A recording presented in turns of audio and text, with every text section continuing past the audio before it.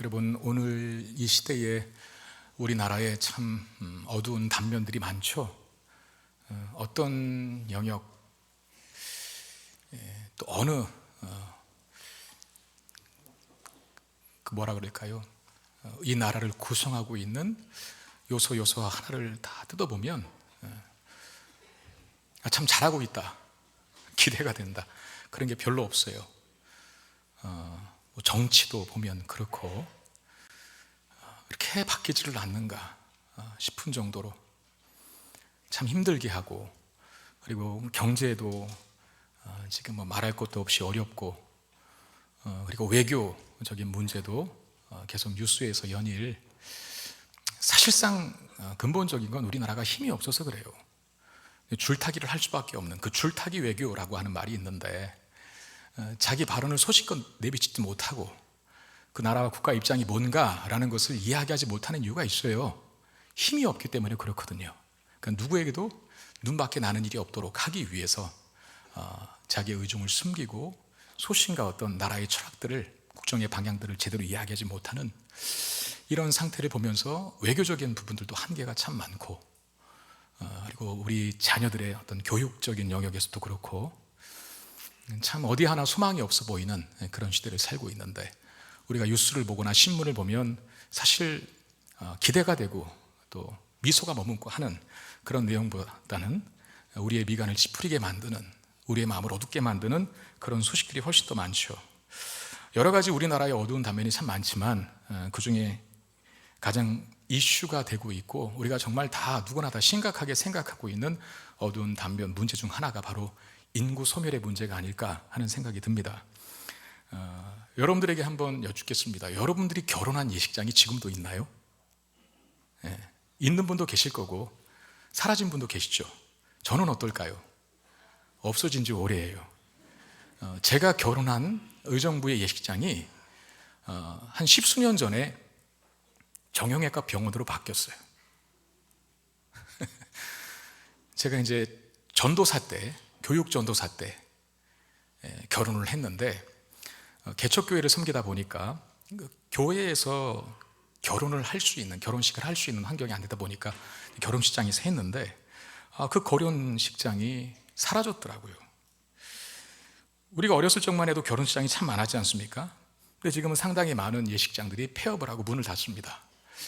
시골에 가면, 특별히 이제 지방 소도시에 가면 과거에 이제 멋들어지게 지어놓은 예식장, 그 유럽풍 화려한 성처럼 지어놓은 그 예식장들이 장례식장으로 바뀌어 있는 이런 광경을 심심치 않게 본답니다. 참 마음이 먹먹해지는 것 같은 느낌이 듭니다. 왜냐하면 결혼식이라는 게 뭡니까? 남자와 여자가 만나서 가정을 이루고 생명을 창출하는, 왜냐하면 자녀가 나으니까. 이런 상징적 출발의 의미를 갖고 있는 결혼식장이 인생을 끝마치는, 죽음의 그 자리를 기념하는 장례식장으로 바뀌어간다라고 하는 그 광경을 보면서 마음이 기쁜 사람은 아무도 없을 것이다. 그렇죠. 어두워지고 침울해지고 무거워지겠죠. 어쩌면 그런 모습이 마치 우리나라의 꺼져가는 불씨와 같은 모습으로 자꾸 우리 마음에 각인되는 이유, 무엇 때문일까요? 근데 다만 이런 모습이 우리나라의 모습만은 아닐 겁니다. 지금 전 세계가 그렇습니다. 어떤 나라는 전쟁으로 나라가 거덜날 판국에 있고, 어떤 나라는 지진 때문에 나라가 무참하게 무너져 있고, 어떤 나라는 내전으로, 어떤 나라는 기후변화로, 어떤 나라는 잘못된 지도자들의 잘못된 정책으로 힘들어하고, 또 어떤 나라는 범죄자들이 너무 많아서 망해가는 나라도 있습니다. 만신창이가 되어버려서 도무지 회복이 불가능한 상태처럼 보이는 이 세상의 지구촌 곳곳의 단면들이 마치 침몰하는 배와 같은 모습으로 연상이 됩니다. 배가 침몰을 하면 고쳐야죠, 빨리. 물이 새는 곳이 어딘지 찾아서 그 물 새는 곳을 틀어막고 이미 배 안에 가득 들어차 있는 물들을 빨리 퍼내야죠. 퍼내서 침몰치 않도록 해야 하는데, 사실 그 일도 한계가 있는 거예요. 너무나 많이 물이 들어차 있으면, 너무나 구멍이 크면 유일하게 살 수 있는 방법을 찾아야 하는데 그 배를 탈출하는 겁니다.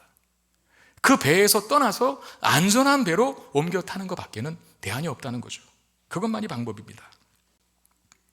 오늘 예수님께서 불을 땅에 던지러 왔다라고 말씀하시는데 49절에 보니까 내가 불을 땅에 던지러 왔노니 이 불이 이미 붙었으면 내가 무엇을 원하리요 그랬습니다.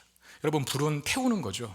태우는 건 한편으로 말하면 정화의 기능을 뜻한다라고 이해해도 됩니다. 왜냐하면 여러분, 쓰레기도 그 쓰레기를 처리하는 방법 중에 하나가 소각하는 거잖아요. 매립도 있지만 소각도 합니다. 그러니까 소각을 통해서, 즉 불로 태우는 것을 통해서 그 쓰레기를 없앰으로 말미암아 정화시키는 일을 하는 거죠. 지금은 그런 일을 하면 안 되는데 예전에는 우리 쥐불놀이 많이 했지 않습니까? 그 쥐불놀이를 함으로써 마른 풀숲에 있는 어떤 해충들을 제거하고 쥐의 피해를 줄이려고 했었습니다. 불이라고 하는 것은 태우는 과정을 통해서 더럽고 또 비위생적이고 쓰레기 같은 것들을, 그리고 해충으로부터 그것을 제거하여 정화시켜주는 연소, 즉 태우는 기능을 함으로 그런 결과를 만들어낸다는 겁니다. 예수님께서 오늘 그 불을, 정화로서의 기능을 하는 그 불을 어디에다 던진다고 하십니까? 땅에 던지러 왔다. 그럼 그 땅이 뭘까요 도대체? 정화로서, 태워서 정화의 기능을 하는 그 불을 땅에 던지러 왔는데 그 땅은 무슨 땅을 의미할까요? 죄로 말미암아 왜곡된 이 세상을 가리키는 거예요. 다시, 죄로 말미암아 왜곡된 이 세상에 불을 던지러 왔다라고 말씀하시는 거거든요. 여러분, 이 땅에서 일어나는 일을 한번 보십시오.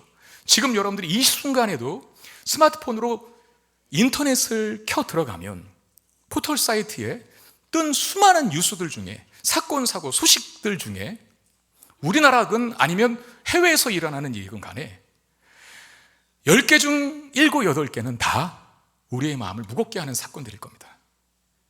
때로는 잔인한 일, 어떻게 사람 사는 세상에 저런 일이 일어날 수 있어 싶은 일, 그리고 억울한 일, 또 역겨운 일, 비인간적인 일, 괴롭고 답답한 일, 이런 일들이 대다수일 거예요.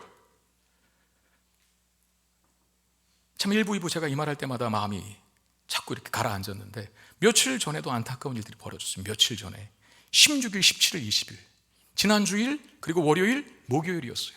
무슨 일이 벌어진지 아십니까? 우리나라에서 중학생 아이들이 투신 자살했어요. 그것도 강남에 사는 아이들이.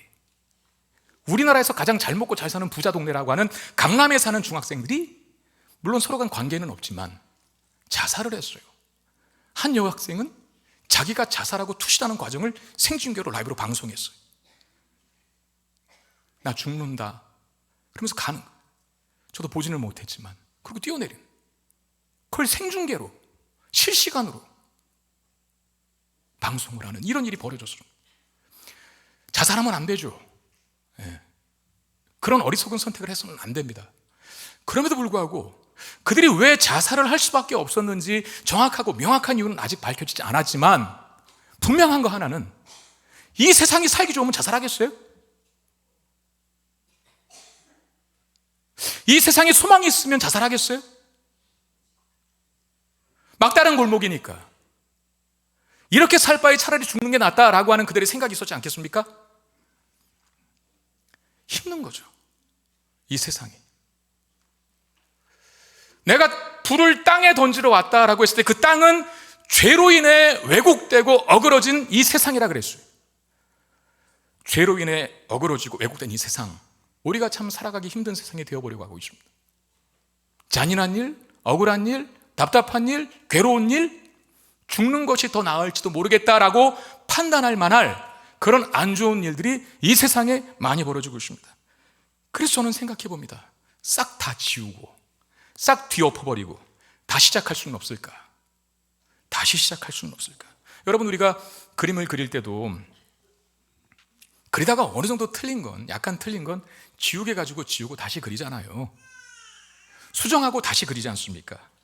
그런데 그리다가 너무 엉망진창이 된 건, 지울 엄두가 안 나는 것들은 어떻게 하죠? 찢어버립니다. 도화지 찢어버리고 새 도화지로 다시 그릴 생각을 하죠. 하나님께서 세상을 창조하시고 하신 말씀, 창세기 1장에 나온 자주 반복되는 하나님의 말씀, 이 세상을 창조하신 다음에 하나님께서 자주 하셨던 말씀, 보시기에 심히 좋았더라, 이거였거든요. 그 말씀으로 시작된 세상이었지만 그 세상에, 그 땅에 죄가 들어왔고, 그 결과 이 땅이, 이 세상이 오염되고 부패한 것들이 들어차기 시작했습니다. 바로 그렇게 변질된 땅에 예수님께서 불을 던지러 오셨다고 선언하십니다. 어그러지고 왜곡된 땅의 질서를 불을 던지심으로 정화하겠다라고 하는 의지시죠. 그런데 이상하게도 아직 그 불이 붙지 않았다라고 하시는 말씀을 하세요. 49절 하반절에 보니까 이 불이 이미 붙었으면 내가 무엇을 원하리요 그랬잖아요. 이 불이 이미 붙었으면 내가 뭘 원하리요? 아직 그 불이 붙지 않았다는 거예요. 죄로 인해 왜곡되고 어그러진 질서 체계에 고통당하고 신음하는 이 세상을 정화시키고 와요. 내가 이 땅에 불을 붙이러 왔다 했는데 그 불이 아직 안 붙었대요. 그러면 그 불은 언제 붙는 겁니까? 50절 말씀에 나는 받을 세례가 있으니 그것이 이루어지기까지 나의 답답함이 어떠하겠느냐 그랬어요. 언뜻 보면 굉장히 이해하기 어려운 말 같지만 제 설명을 한번 잘 들어보시길 바랍니다. 나는 받을 세례가 있다 라고 하시는 말씀, 그러니까 예수님께서 우리가 보통 소위 생각하는 그런 물 세례를 받겠다는 말씀이 아닙니다. 왜냐하면 예수님께서 이 시점에서는 이미 세례를 받으셨죠. 세례 요한으로부터 물 세례를 받으셨어요. 여러분, 우리가 하는 세례식은 여러분들이 보는 바와 같이 장로교단은 약식 세례를 합니다. 그래서 물을 손에 묻혀서 세례를 받는 성도님들의 머리에 얹는 그런 약식 세례를 하는데, 원래 본래는 침수 세례가 맞는 거죠. 약식 세례가 틀리다는 말이 아니라 원래 성경에 기록된 세례는 침례가 맞습니다. 미국에는 침례교 교단이 많다 그래요. 그래서 이 강대상 뒤로 있는 벽에 보면 뚫려서 큰 수조들이 하나씩 있습니다. 수조, 물이 가득 차서 2사람 정도 들어갈 수 있는. 그래서 그날 예배 때 세례를 받으러 오신 성도들을 목사님 데리고 들어가서 물속에 담그는 거죠. 그걸 침례라고 하거든요. 그러니까 순복음교단이라든지 침례교회는 세례라는 말을 안 하고 침례라고 합니다. 물속에 잠겨요. 그 물속에 세례받는 사람을 잠그는 이유가 뭘까요? 너가 원래 본래 이렇다는 거예요. 죽었다는 거죠. 죄 때문에 넌 죽은 영혼이고 죽은 생명이었다 라는 걸 물속에 잠금으로 확인케 하고, 그리고 다시 건져내지 않습니까? 예수 그리스도의 은혜로 살아났다 라고 하는 건데, 지금 예수님께서 내가 받을 세례라고 하는 것은 바로 그 죄로 인해 당신께서 죽으셔야 하는 십자가 죽음을 말하는 거예요. 내가 받을 세례가 아직 남아있다, 그것이 이루어지기까지 나의 답답함이 어떠하겠느냐 그랬는데, 그 십자가 지시는 일을 답답함으로 기다리고 계신다고 말씀합니다. 여러분, 십자가는 사실 예수님께 고통스러운 것이거든요. 육체적인 고통은 말할 것도 없고 하나님과 단절을 경험해야 하는 그런 영적인 고통도 있습니다. 예수님께서 그 일을 얼마나 힘들어 하셨는지 겟세마네 동산에서 할 수 있거든, 이 잔을 내게서 옮겨주시길 원합니다 라고 기도한 내용을 우리는 너무나 잘 알고 있어요. 그럼에도 오늘 본문 속에서는 십자가 죽임 당하시는 일을 답답함으로 기다리신다고 합니다.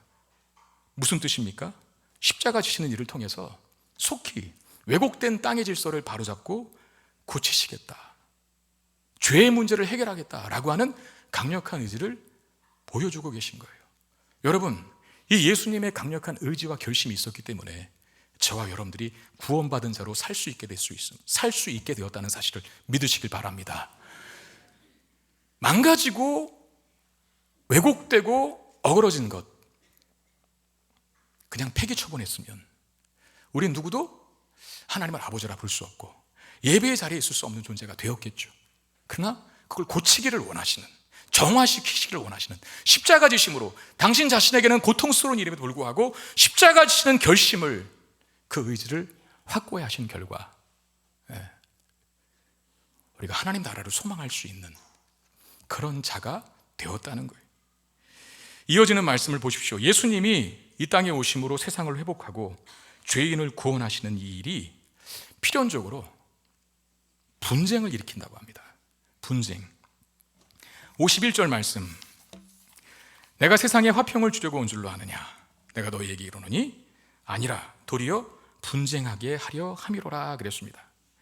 예수님이 이 땅에 오심으로 다시 말하면 죄로 인해서 어그러지고 왜곡된 이 세상의 질서를 바로잡는 그 일을 하기 위해서 오신 예수님께서 그 일을 시작하신과 동시에 필연적으로 분쟁이 일어날 수밖에 없는 이유는 무엇 때문이냐 그 말입니다. 여러분, 우리가 이제 보았죠. 지금 누가복음 12장 본문을 보고 있는데 우리가 앞에서 많이 여러 번 확인했다시피 예수님이 거하시고 임하시는 곳마다 예수님을 지지하는 쪽과 예수님을 반대하는 쪽으로 항상 그 무리들이 두 부분으로 갈립니다. 그러니까 예수님이 복음을 전했을 때 그 복음을 듣고 주님의 제자가 되기로 결심하는 사람들이 있었던가 반면에 그 가르침들을 무시하고 거부하고 대적하는 사람들이 있었고, 심지어 예수님께서 기적을 나타내 보였을 때에도 그 기적을 보고 하나님의 아들이라고 인정하는 사람들이 있었던 반면에 바알세불의 힘을 힘입어 그렇게 한다라고 하면서 귀신의 역사라고 하면서 예수님을 비방한 세력들도 있었습니다. 그러니까 예수님이 가서 구원과 생명의 사역을 하시는 곳곳마다 일어나는 결과가 하나 있었을 게 뭐냐면 분쟁이었다는 겁니다. 나뉘어짐. 그러니까 여기서 말하는 분쟁이란 어떻게 보면 싸운다라는 뜻이 아니라 마치 흙이 백과 나누어지는 것처럼, 빛과 어둠이 갈라지는 것처럼 이 분리되어지는 것을 말하거든요. 그 분리되는 차이가 어느 정도인지를 드러내기 위해서 예수님께서는 가장 비슷하고 가깝고 어떤 일에도 한편이 되어야 할 가족조차 예수님이 계신 곳에서는, 복음이 선포되는 곳에서는 분리가 된다는 사실을 예로들어 말씀하고 계셔요. 우리가 지금 금방 읽었던 53절에 아버지와 아들이 나눠지고 어머니와 딸이 나눠지고 시어머니와 며느리가 나누어진다. 이 말씀이 왜 있습니까? 가족이잖아요. 가족은 웬만해서는 나눠지지 않거든요. 가족은 웬만해서는 분리가 되지 않습니다. 항상 뭉치지. 그런데 예수께서 생명사역을 시작할 때, 복음이 선포될 때 항상 나타나는 반응, 심지어 가족 안에서도 분리가, 구분이 생긴다라고 말씀하십니다. 여러분, 믿는 자와 믿지 않는 자의 차이는 결코 단순하지 않습니다. 왜 단순하지 않냐면 우리가 예수를 믿어서 그리스도를 따르는 것이란 세상의 방식대로 살아가는 삶에서 중단한다라고 하는 것뿐만 아니라 돌이킨다는 뜻이거든요. 반대 방향으로 간다는 뜻이거든요. 그러니까 예수를 믿는 것은 그전에 내가 세상의 방식대로 살아간 삶을 중단하고 이제 반대로 세상과는 다른 방식으로 살아가겠다라고 하는 결심이고, 그렇게 살아가는데 어떻게 믿는 것과 믿지 않는 것이 약간의 차이일 수 있어요. 큰 차이죠. 가치관이 달라지고 세계관이 달라지고 인생관이 달라지는 건데, 우리 스스로에게도 물어봐야 합니다. 내가 예수를 믿음으로, 예수를 따름으로 이런 구분과 다름이 있는지. 여러분들이 예수를 믿기 전에 믿지 않는 사람들과의 만남을 통해서 여러 가지 이야기를 할 때 그 분위기나 그들의 대화의 주제가 잘 통하는 것이었다라고 한다면 예수를 믿은 다음에는 조금 서먹서먹해져야 합니다. 왜? 예수를 믿은 다음에는 예수를 믿기 전에 내가 가졌던 관심사, 어떤 삶의 흥미, 방향, 내용 이런 게 달라지거든요. 예수를 10년 믿었는데도 20년 믿었는데도 여전히 믿지 않는 사람들과 회식 자리에서 이야기하고 나누는 것이 재미있다면, 잘 통한다면 그분은 제대로 신앙생활하는 분이 아닐 거예요. 날씨가 좀 따뜻해지고 우리 교회가 이제 코로나 때문에 잘 못했던 이 교제와 나눔을 이제 막 추구하다 보니까 구역 모임이 굉장히 활성화돼서 잘 모이고 계셔요. 근데 많은 인원들이 모이다 보니까 또 우리 교회는 부부구역이 많아서 한 구역이 모일 때 그야말로 웬만한 개척교회 수준으로 모이시거든요. 그러니까 이 한 가정을 제공하기 힘든 거예요. 인원이 많으니까 가정 안에 그 구역 식구들을 다 불러 모을 수가 없으니까 이제 교회에서 장소를 공급받고 대여받아서 모이시는데, 저희 교회는 참 장점 중에 하나가 평일도 항상 부족하다는 겁니다. 교회 평일. 토요일은 말할 것도 없어요. 어제도 보니까 밤늦게까지도 그렇게 차들이 빠지지를 않고. 구역 모임 하시느라고 그렇게 많이 모이신 것 같은데, 구역 모임 열심히 잘 하시는 여러분들이요, 여러분들이 구역 모임에서 구역 식구들과 나누는 대화와 직장에서 회식할 때 회식 자리에서 직원들과 나누는 대화가 같습니까? 이것도 저것도 별반 다를 바 없다. 큰 차이를 못 느낀다. 구역 모임이든 회사에서의 회식 자리의 모임이든 큰 차이를 못 느낀다고 느낀다면 그것 또한 예수를 제대로 믿는 게 아닐 겁니다. 분명히 다를 거예요. 예수를 제대로 믿게 되면 얘기하는 주제가 달라지고 흥미가 달라지고 관심사가 달라지는데 구역 모임과 직장 동료, 상사, 부하 직원과의 회식 자리의 내용이 같을 수가 없죠. 예수를 믿으면 우리가 추구하는 가치와 만족 또는 행복의 기준이 믿지 않는 자들과 점점 다르게 됩니다. 예를 들어서 예수를 믿기 전에 목사라고 하는 사람들을 보면 그냥 목사라 그랬어요. 예수를 믿기 전에는.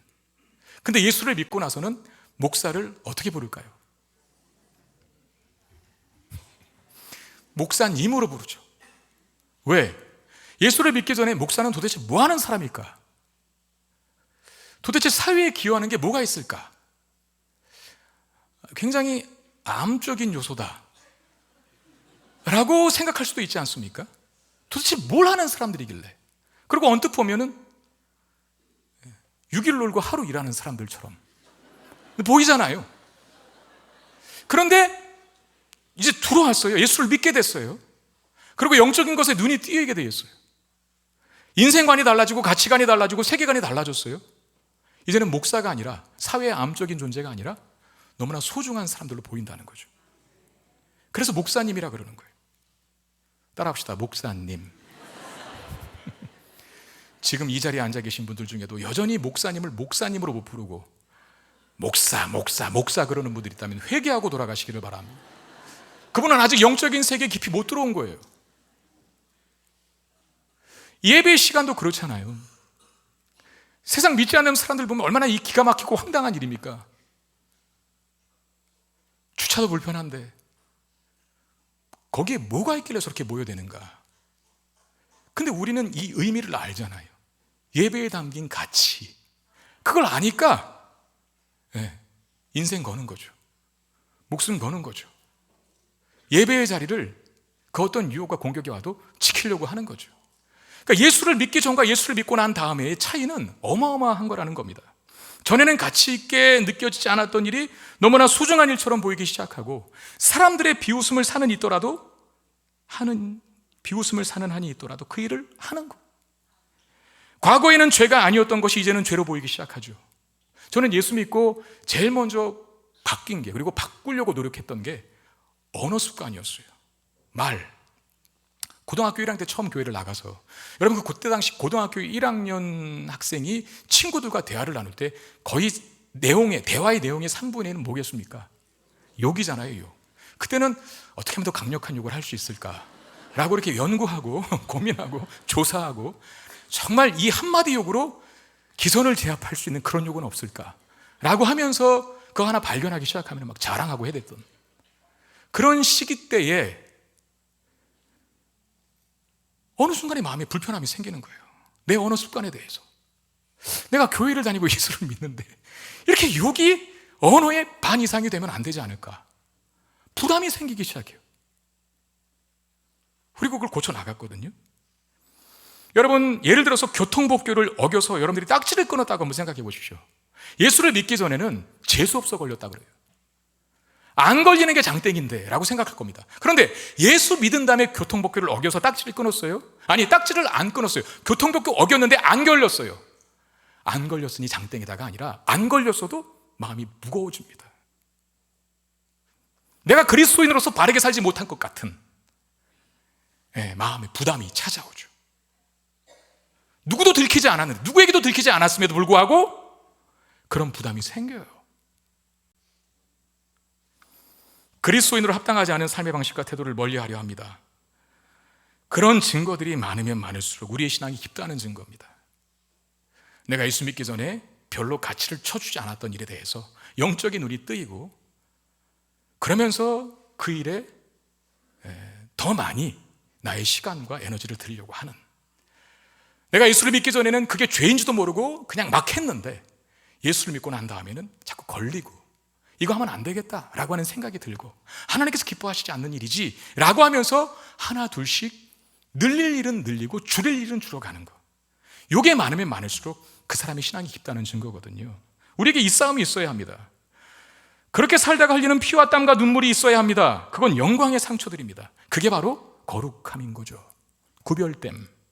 그 구별이 이 세상에서 우리의 거룩함을 만들어내는 것이고, 그 거룩함이 우리를 빛이 되게 하는 거예요.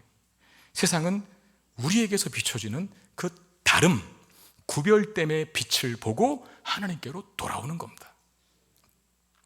예수님이 말씀하시는 분리가 바로 그겁니다. 예수를 믿게 되면 믿지 않는 자들과 확연한 차이와 다름이 발생하게 된다는 거. 근데 중요한 건 예수님이 서 계신 쪽에서 예수님을 반대하는 쪽으로서의 분리가 아니라 예수님을 따르는 쪽으로 분리가 되는 자가 되어야 한다는 거. 그 일을 위해서 하나의 예를 들어 말씀하시는데 54절 55절 말씀을 보시면 우리 한번 같이 읽어볼까요? 54절 55절 시작. 또 무리에게 이르시되 너희가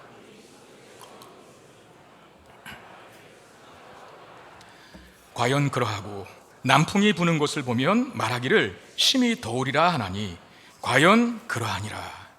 여러분, 옛날에 사람들이 날씨를 예측하고 하는 게 뭐가 있었겠어요? 지금처럼 무슨 잘 갖춰진 기상청이 있었겠어요? 뭐가 있어요? 슈퍼컴퓨터가 있었겠어요? 아무것도 없었잖아요. 그러니까 그들이 날씨를 예측하는 방법은 하나의 어떤 징조를 보는 거죠. 현상. 예를 들어서 서쪽에서 구름이 넘어왔다. 그러니까 서쪽에서 팔레스타인, 이스라엘 백성들이 사는 땅인 팔레스타인을 중심으로 서쪽에서 넘어오는 구름은 지중해로부터 오는 구름이거든요. 그러니까 바다로부터 오는 구름이니까 뭘 많이 머금고 있을까요? 습기를 많이 머금고 있습니다. 그러니까 그 구름이 서쪽에서 오는 것을 보고 뭘 예측할까요? 아, 비가 오겠구나, 소나기가 오겠구나 라는 걸 예측하고 대비하겠죠. 그리고 또 하나의 예를 뭐 듭니까? 남풍이 분대요. 이스라엘 땅 요 밑에 남쪽에서 불어오는 바람, 그 남쪽 땅이 바로 사막입니다. 네게브. 그러니까 사막은 뜨거운 곳이잖아요. 그 뜨거운 곳에서 바람이 불어온다면 그 바람은 어떤 바람일까요? 열풍이죠. 제가 어느 책에 보니까 1시간만 그 남풍이 불어도 30도가 올라간대요, 기온이. 그러니까 남풍이 슬슬 부는 걸 보고 기온이 높게 올라갈 걸 예측한다는 거예요. 그리고 대비를 하겠죠. 예수님께서 그런 예를 드시면서 당시의 사람들이, 1세기 당시의 사람들이 천지의 기상은 잘 분별한다 라고 칭찬을 하시는데 정작 지적하시는 건 뭡니까? 너희들이 천지의 기상은 잘 분별하면서도 시대는 분별하지 못한다 라고 책망하셔요. 56절 57절 말씀해 보시면 외식하는 자여 너희가 천지의 기상은 분간할 줄 알면서 어찌 이 시대는 분간하지 못하느냐, 또 어찌하여 옳은 것을 스스로 판단하지 아니하느냐 그랬어요. 천지의 기상은 분간할 줄 알면서 이 시대는 분간하지 못하느냐라고 했을 때 그 시대를 분간하는 게 도대체 뭘까요? 시대를 분간하는 것이란, 여러분, 예수님이 이 땅에 오신 이유가 죄로 어그러지고 왜곡된 세상을 바로잡으시기 위해서라 그랬어요.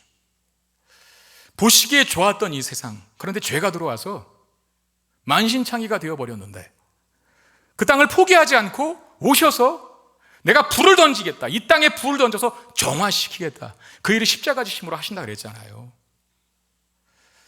예수님께서 1세기 당시 유대인들의 땅에 오셨을 때 그 1세기 당시 유대인들의 삶의 정황, 그 형편이 어땠나? 하나님의 백성에도 불구하고 그들은 로마의 지배를 받고 있었습니다. 이방 나라의 억압과 지배와 착취와 통치 속에 있었습니다. 하나님의 백성들이 나라가 망하고 나라가 식민지가 되어도 깨어있어야 할 사람들이 깨어있으면 그래도 희망이 있어요. 그럼 유대 땅에서 깨어있어야 할 사람들은 누구겠습니까? 종교 지도자들이죠. 근데 그들이 어떻게 하고 있었습니까? 돈의 눈이 멀어서, 탐욕의 눈이 멀어서 똑같이 썩어가고 있었어요. 오늘 우리 식으로 말하면 목사고 뭐고 없고 교회도 다 타락한 거예요. 그리고 유대인들이 봤을 때 이 사람들은 믿을 만하다, 이 사람들은 진짜일 거야 라고 판단했던 바리새인들, 사실 한꺼풀 꺾고 들어가니까 예수님은 그거 보셨잖아요. 다 껍데기만 하는 척하고 있었던 거죠. 껍데기만 잘 믿는 척하고 있었던 거. 정작 바리새인들, 유대인들이 선망하고 존경했던, 따르기를 원했던 그 바리새인들조차도 사실은 잘못된 길로, 잘못된 영적인 길로 인도하는 잘못된 가이드로서의 역할을 하고 있었어요. 그러니까 예수님이 오셨던 1세기 당시의 이스라엘 땅은 그야말로 암흑천지였어요. 소망이 없는 상태. 소망이 없는 상태. 바로 그런 시대에 예수님이 오신 겁니다. 그 땅에 어둠이 가득한 세상의 한복판에서 한 줄기 빛이 되어서 어둠을 물리치는 분으로 등장하셨습니다. 여러분, 우리가 보았던 누가복음에서의 예수님의 행적을 한번 다시 생각해 보십시오. 예수님이 가는 곳마다 죄가 떠나가요. 예수님이 가는 곳마다 악이 물러가요. 예수님이 가시는 곳마다, 말씀을 선포하는 곳마다 귀신이 쫓겨갑니다. 예수님이 만지시는 곳마다 부정한 자가 거룩하게 바뀌고, 예수님이 손대는 곳마다 병든 자가 고침을 받습니다. 심지어 예수님이 손을 대시자 죽은 자가 살아납니다. 그게 말하는 게 뭐겠어요? 칠흑같은 어두운 시대에, 아무런 소망이 없는 시대에 예수님이 오셔서 다시 생명의 기운을 불어넣는 이 역사를 일으키고 있다는 걸 보여주시는 것이죠. 그러면서 질문하는 거, 너희들이 천지의 기상은 분간할 줄 알면서 왜 시대는 분간 못하니? 이 어두운 시대에 내가 와서 너희들에게 하는 게 뭐니? 그걸 본다면, 그걸 안다면, 구약 선지자들을 통해서 그렇게 예언했던 메시아가 바로 나다는 사실을 왜 믿지 못하는 거냐? 이렇게 말씀하시는 거거든요. 57절에 그런 말씀이 있잖아요. 왜 옳은 것을 스스로 판단하지 않느냐? 답이 나왔는데, 이 어두운 세상에 한 줄기 빛이 되어서 희망을 줄 수 있는 분은 예수밖에 없는데 왜 그 예수를 거부하고 있는가? 그게 바로 왜 옳은 것을 스스로 판단하지 않느냐라고 하는 말씀의 의미입니다. 여러분, 지금 우리 시대는 어떻습니까? 우리 시대도 죄가 간영합니다. 예수님 오셨던 1세기 당시의 유대 땅과 지금 우리가 살고 있는 오늘날 우리의 현실, 대한민국도 그렇고 지구촌 곳곳도 그렇고 인류 안에 소망이 없어 보이죠. 여러분, 사실 누구도 어떤 나라도 우리나라의 희망이 되어주지는 못하는 거 아닙니까? 저는 정말 어떤 정치색을 띠고 말하는 게 아니라는 걸 꼭 알아주시고 들어주세요. 미국이 우리나라를 지켜주는 게 아닙니다. 영원한 동맹? 영원한 우방? 그런 거 없어요. 달면 삼키고 쓰면 뱉는 거예요. 다 자국 우선주의로 갑니다.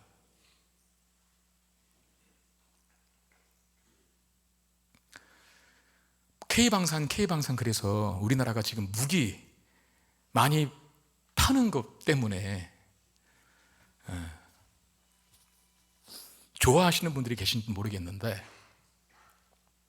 유럽 땅까지도 과거에 거들떠보지도 않았던 우리나라 무기를 유럽의 국가들이 사준다는 것 자체는 굉장히 획기적인 일이긴 한데, 여러분, 무기를 많이 팔고 무기를 많이 사는 게 좋은 겁니까? 돈만 많이 벌면 장땡인가요?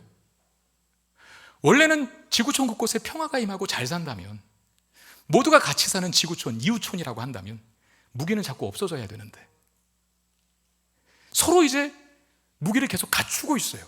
그건 무슨 의미일까요? 힘들다는 거예요. 못 살겠다는 거예요. 우리가 우리에게 총을 쥐어주지 않으면 어떤 나라가 우리에게 총을 겨눌지도 모르니 빨리 총을 준비하자, 무장하자, 그런 거거든.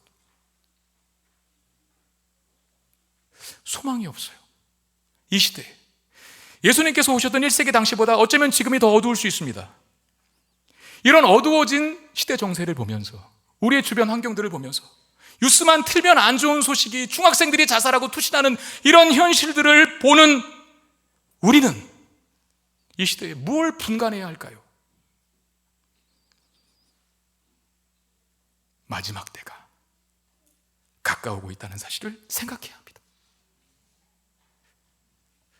1세기 당시에 소망이 없는 시대에 예수님이 오셔서 하나님 나라를 시작하신 것처럼, 소망이 없는 지금 이 시대에 이제 곧 주님 다시 오실 것이라고 하는 기대를 가져야 한다는 것이죠. 다시 오시는 주님께서 하실 일의 특징은 심판입니다.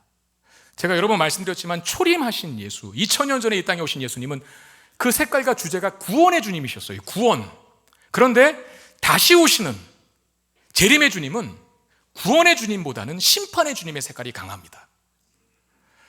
그래서 이런 말씀이 이어지는데, 마지막 날 심판의 때가 오기 전에 결단하라 라고 하는 말, 58절 59절 여러분들이 한번 읽어주시기를 바랍니다. 58절 59절 시작. 내가 너를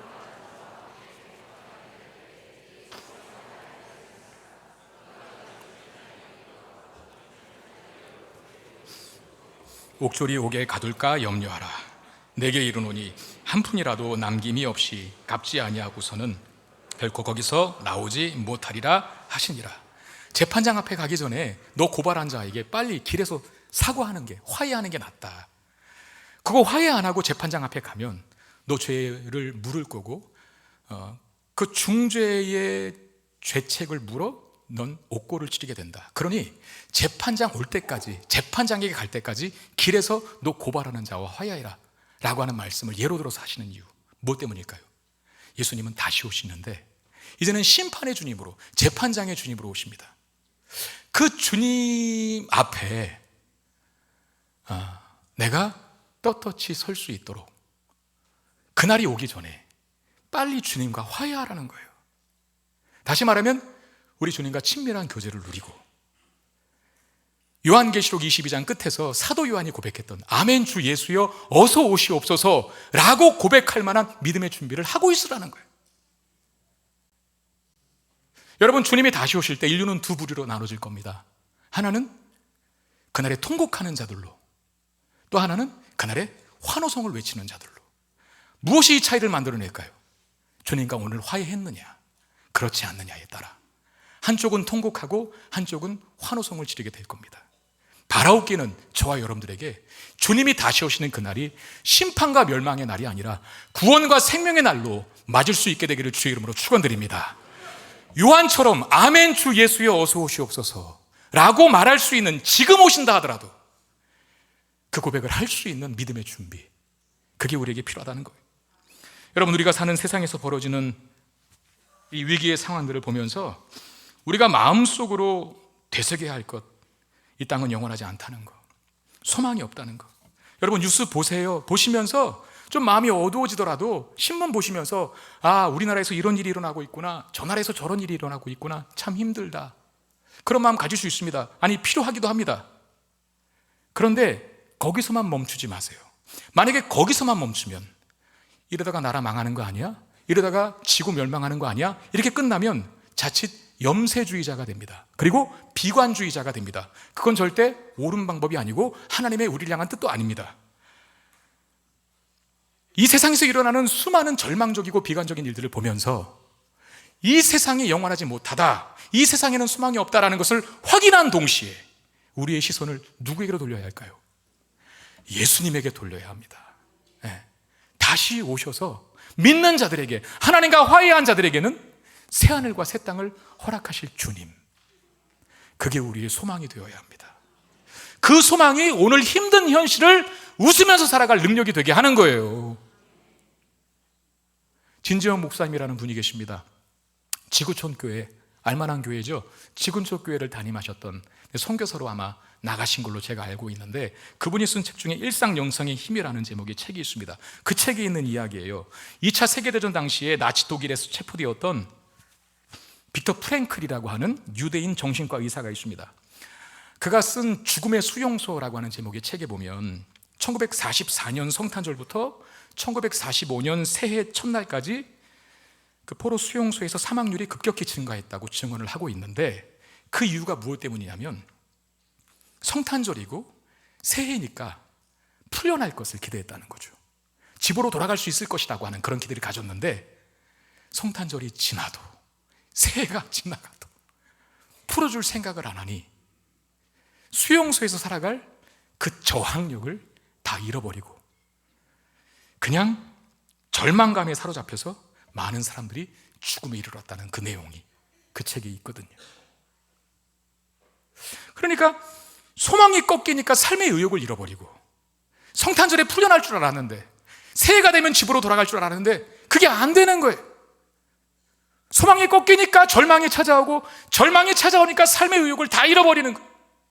수용소라고 하는 악한 환경에, 어렵고 힘든 환경에 저항력을 다 잃어버리는 거예요. 그러니까 사망률이 올라가요. 저는 이걸 반대로 한번 생각해 봤습니다. 소망이 있으면 수용소도 견딜 수 있는 거구나. 우리가 살고 있는 이 세상에 소망이 없어요. 어려운 일 천지예요. 우리의 마음을 무겁게 하는 일들이 가득합니다. 그런데 예수님 다시 오셔서 만드실 새하늘과 새 땅이 우리를 위해 예비되었다는 사실을 믿는다면, 그게 소망이 되어 오늘 수용소와 같은 우리의 일상을 웃으면서 넉넉하게 살아갈 능력을 얻게 된다는 거 믿으시길 바랍니다. 아멘. 그게 우리의 삶의 능력이 돼야죠. 어렵고 힘든 시대, 절망이 가득한 시대에 체념하는 것이, 포기하는 것이, 자살하는 것이 대안이 아닙니다. 시대가 점점 악해질수록, 점점 험난해질수록 예수님께 소망을 두어야 합니다. 그것이 우리를 풍랑 중에도 침몰치 않게 하며 풍랑 위를 걸을 수 있는 능력이 되게 합니다. 침몰하는 배에 있지 말고 예수님의 배에 올라타실 수 있는 저와 여러분 되시기를 바랍니다. 그것이 우리를 죽음에서 생명으로 옮겨줄 거예요. 그 소망이 이 험악한 세상을, 절망뿐인 이 세상을 힘있게 살아가게 할 능력이 될 것입니다. 날마다 예수님을 선택하고 날마다 예수님의 편에 서는, 그래서 어느 때 예수님이 오더라도 아멘 주 예수요 어서 오시옵소서 라고 말할 수 있는 믿음과 신앙의 준비를 잘하고 있는 저와 여러분 되시기를 주의 이름으로 축원드립니다. 우리들 말씀 기억하며 찬양합시다. 주님 다시 오실 때까지, 언제 주님 오신다 하더라도 내가 주님과 화해하며 주님과 친밀함을 누리고 있겠습니다. 주님 오셔서 완성하실 그 나라 그 땅에서 영원토록 사는 복 누리게 하시옵소서 라고 하는 마음을 담아서 우리 함께 찬양하겠습니다.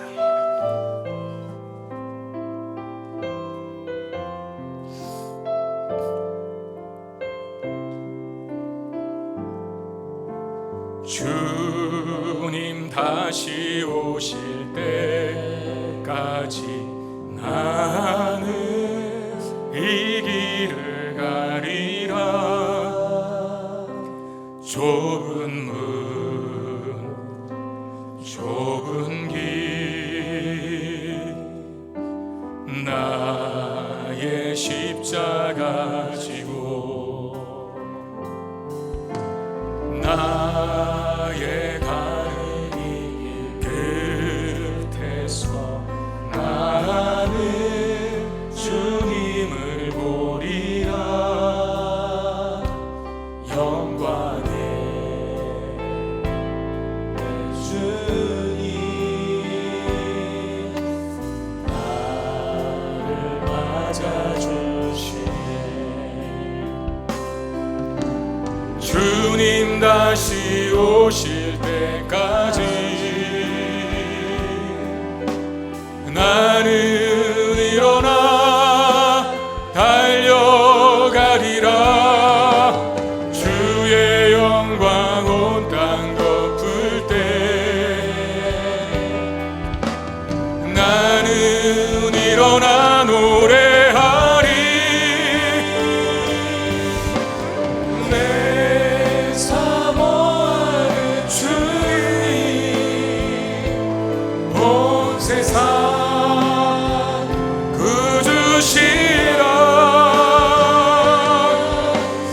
내 사모하는 주님 영광의 왕이시라. 주님 다시 오실 때까지, 주님 다시 오실 때까지 나는 이 길을 가리라.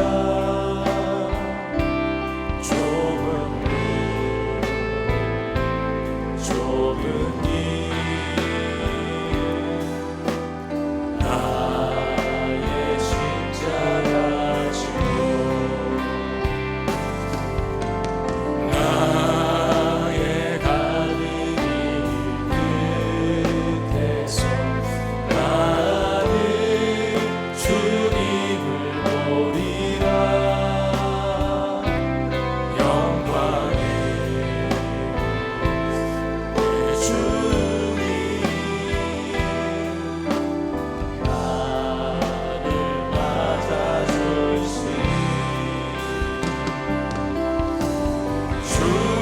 다시 오실 때까지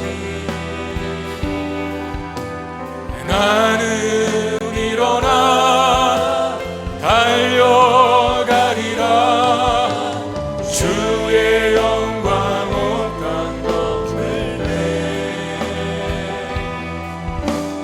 나는 일어나 노래하리. 내 사모하는 주님 온 세상 구주시라. 내 사모하는 주님 영광의 왕이시. 내 사모하는 주님 내 사모하는 주님 온 세상 구주시라. 내 사모하는 주님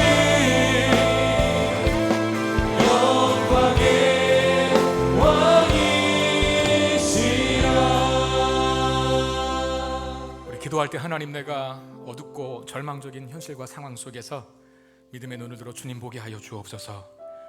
우리를 위해서 예비하신 새하늘과 새 땅을 만들어 가지고 오시는 그 나라를 완성하셔서 그 나라에 동참케 하시며 큰 기쁨과 즐거움을 영원토록 누리게 하실 주님만이 나의 소망입니다 라고 하는 고백 담아, 하나님, 내가 이 어두운 시대를, 절망적인 시대를 그 소망으로 이길 수 있게 하시고, 비관하고 좌절하고 낙심하는 것으로 멈추지 않고 어둡지만 절망적이지만 다시 오실 예수 그리스도 바라보고 그분으로 인하여서 얻어진 소망 때문에 이 땅을 능력 있게 미소 지으며 웃으며 살 수 있는 힘과 능력 달라고, 시간 같이 그 기도 제목 가지고 기도하는 시간 갖겠습니다. 기도하겠습니다.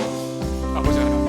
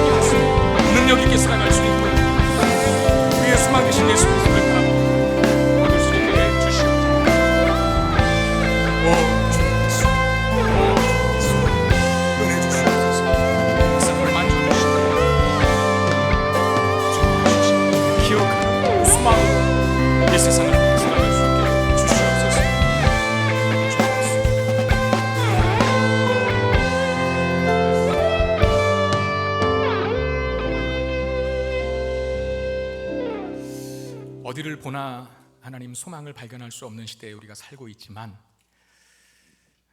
이 땅에 소망을 두지 않게 하시고 다시 오셔서 완성하실 새하늘과 새 땅을 바라보며 우리 주 예수 그리스도께 소망을 두며 살아갈 수 있는 우리가 되게 해 주시옵소서. 그 소망의 힘이 오늘 힘든 현실을, 수용소와 같은 현실을 이기게 하는 능력이 되는 줄로 믿습니다. 그 소망의 힘으로 이 세상을 능력 있게 살아가는 우리 모두가 되게 해 주시옵소서. 귀한 예물을 하나님 앞에 드립니다. 우리의 마음과 우리의 신앙과 우리의 사랑을 주님 앞에 담았사오니 주님 받으시고 당신의 아름다운 뜻과 영광을 위해서 사용되게 하시고, 한 주간 우리의 모든 삶의 필요들을 이제껏 그래 오셨듯이 시작되는 한 주간의 모든 필요를 우리 하나님 풍성하게 채워 주시옵소서. 우리 주 예수 그리스도의 이름으로 간절히 축복하며 기도하옵나이다. 아멘.